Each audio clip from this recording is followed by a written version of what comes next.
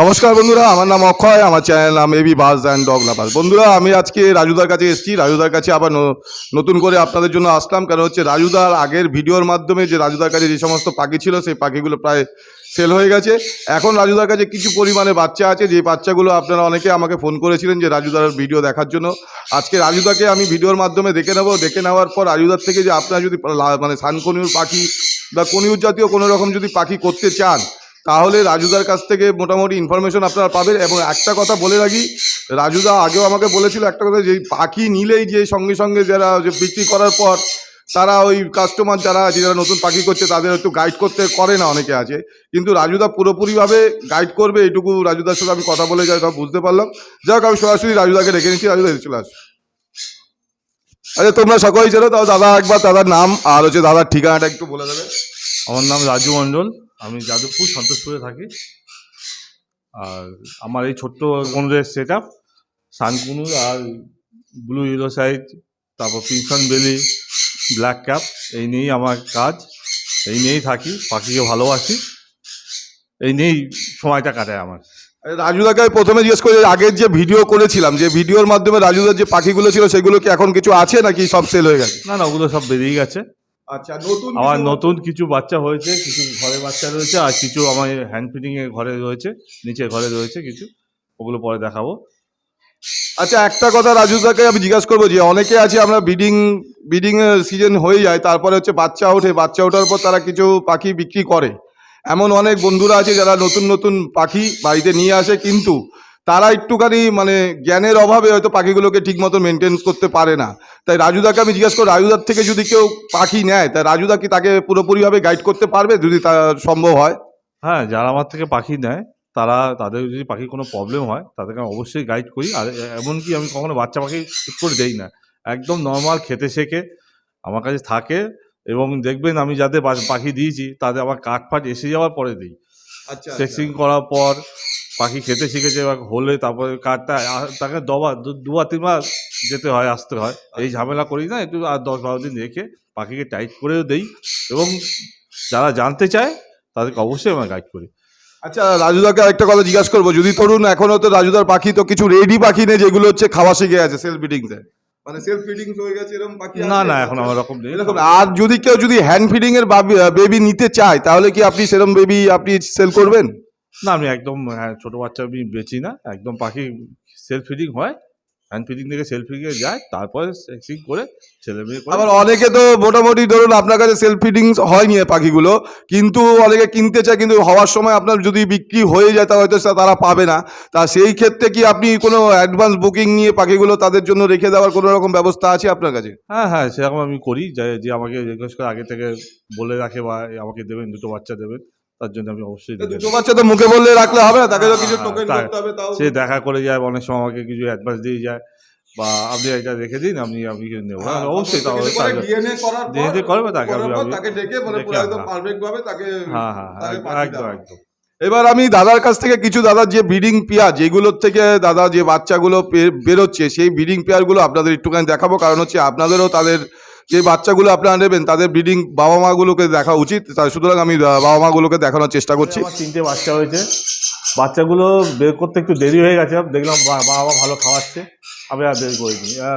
Self feeding মানে নিজেরাই খাবিয়ে বড় করে দিয়েছে। অলমোস্ট বয়স ওই 5 মাস এখনো খেতে অনেক 2-1টা দানা কাটছে আর কি, মানে ভুট্টা ধর। হ্যাঁ, সবে শিখছে এইগুলো। হ্যাঁ হ্যাঁ, এটা মেল, মেল ও পায়েরটা ফিমেল। দেখুন, খুব সুন্দর কোয়ালিটি আছে। দাদা একটা কথা জিজ্ঞাসা করবো, যে অনেকে সাইন্সগুলো তো নতুন চেনে, তারা একটুখানি পাখি অনেক কোয়ালিটির ব্যাপার আছে, কোয়ালিটির উপর দামটা নিশ্চয়ই ভ্যারি করে। তা আপনি বলুন যে আপনার যে পাখিগুলো আছে, পাখিগুলোর কোয়ালিটিটা আপনি নিজের মুখে একটুখানি এই কোয়ালিটিটা কোন দিকটা দেখে মোটামুটি বোঝা যাবে? পাখির কালার একটা তো মেন কালার তো দেখেই, এর উপর দেখে। তারপর হচ্ছে পাখির সাইজ, ঠোঁট, পা, নখ, মানে প্রপার ঠিক আছে কিন্তু। মানে তখন যা বাচ্চা কিনতে হয়, বাচ্চাও মাথা দেখে নিতে হয়, ঠোঁট দেখতে হয়, পা দেখতে হয়। মানে পাখি মাথা যদি ছোট হয়, পাখিটাও শারীরিক গঠনটা দেখে নিতে হয়। গঠনটার উপরে মোটামুটি অনেকে ভাবে কি বলতে, যে এক জায়গায় হয়তো কম পয়সায় পাখি পাচ্ছি, একদম অনেকে কম পয়সার জিনিস কম পয়সার মতো হবে। দাদার আরেকটা ব্রিডিং পেয়ার দেখাচ্ছি, এই যে দেখুন পাখিগুলোর কোয়ালিটি আপনারা দেখুন, কোয়ালিটির উপর কিন্তু দাম। অনেকে হয়তো পোস্ট করবে যে এই পাখির এই দাম, ওই পাখির ওনার পাখির ওই দাম, কিন্তু পাখির মার্কিংগুলো আপনারা দেখুন দাদা। হ্যাঁ, পাখির প্রত্যেকটা পাখির রেডের উপরে, এবার দেখুন পিঠগুলো দেখুন, পিঠের উপর রেড, পিঠটাও রেড চলে এসছে, এখান থেকে রেডটা নেমে গেছে, ভি করে মাথার থেকে ঘাড়ে অব্দি দিক দিয়ে পিঠ অব্দি চলে এসছে রেড ভাবটা, ওইটাই হচ্ছে মেন হচ্ছে মার্কিং পাখি। হ্যাঁ, আর পাখির হচ্ছে সাইজগুলো আপনারা দেখুন বন্ধুরা, এ এখনো ডিম দিয়েছে, মানে এর আগে বাচ্চা হ্যাঁ, বেরিয়ে গেছে। বাচ্চা হ্যান্ড ফিডিং এ রয়েছে। আচ্ছা, এর বাচ্চা আছে। হ্যাঁ হ্যাঁ হ্যাঁ, এর বাচ্চা আছে, তাই তো? আর এখন ডিম দেবে। আচ্ছা, ডিম দেবে, ঠিক আছে। আমরা নেক্সট পেয়ারে চলে আসছি। নেক্সট এটা আরেকটা পেয়ার, এর বাচ্চা, এরও দুটো বাচ্চা নিচের ঘরে রয়েছে। নিচের গায়ে রয়েছে, এরও কোয়ালিটি দেখুন বন্ধুরা, সবসময় কোয়ালিটি দেখে পাখি কেনা। সেটা নতুন পেয়ার বলছি, এটা নতুন পেয়ার বসেছে, মানে ডিম দেওয়ার সময় হয়েছে নাকি? ঢুকছে বেরোচ্ছে, দেবে হয়তো কিছুদিনের মধ্যেই পাখিটা। সব এই এবার 2 বছর হয়ে গেছে, 2 বছর 2-3 মাস বয়স, সামনের বছর এগুলো সব বসবে। এইগুলো সামনের বছর বলছে, এই পেয়ারটা সামনের বছর বলছে, এটাও বসবে, এই পেয়ারটা সামনের বছর বলছে।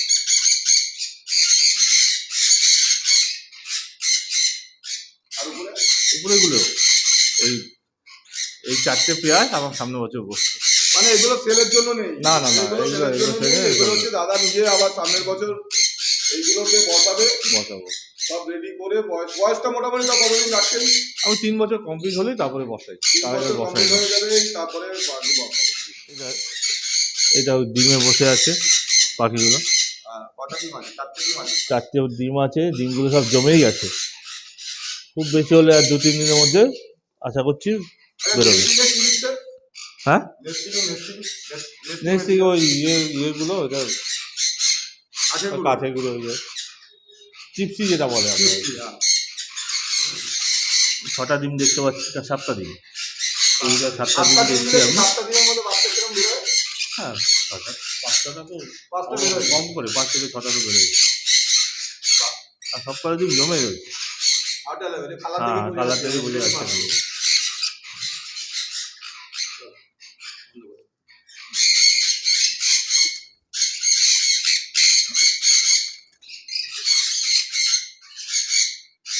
আমার একটা ব্ল্যাক কাপের জোড়া, এরও 4টে ডিম দিয়েছে, এও ডিম জমে গেছে।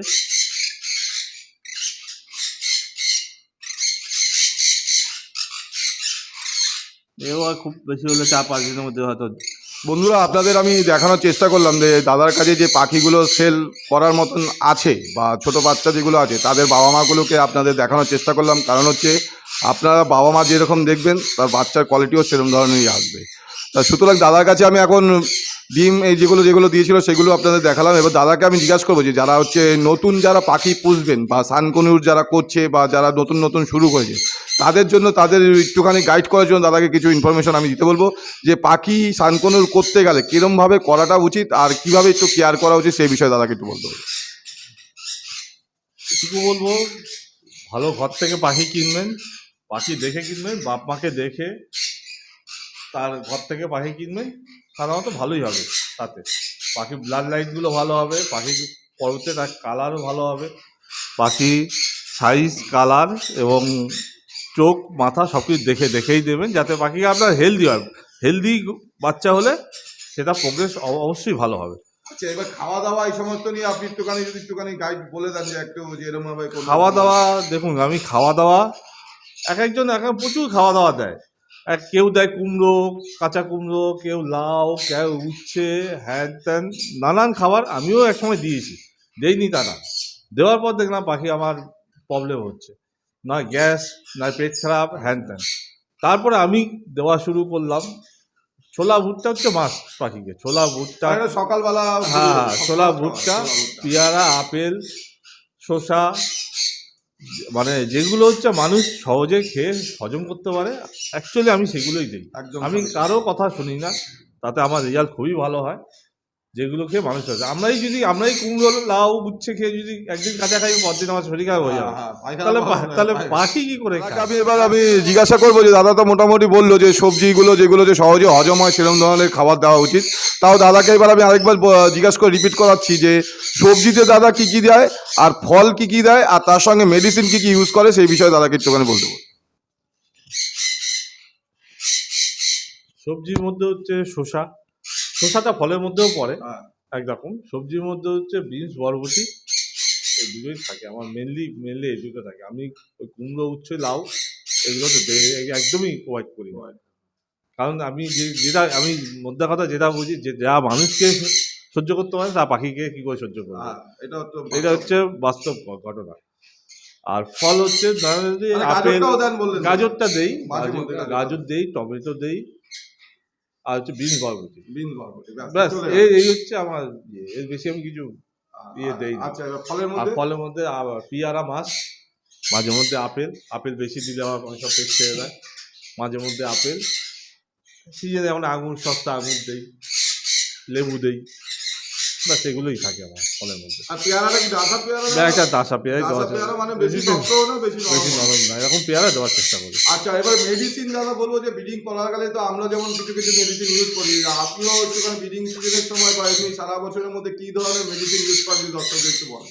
মেডিসিন বলতে ব্রিডিং, যে পাখিগুলো একবার ব্রিডিং হয়ে যায় দ্বিতীয়বার তাকে বাচ্চা পেতে হ্যাঁ, আচ্ছা, ডিওয়ার্মিং তো প্রথমে আমি সিজনের আগে তো করি, 5-6 দিন 52 দিই, দেওয়ার পরে 5 দিন একবার দিলাম, দেওয়ার পরে আবার 7-10 দিন বাদে আরেকবার দিলাম, দিয়ে আমি কমপ্লিট করে দিই।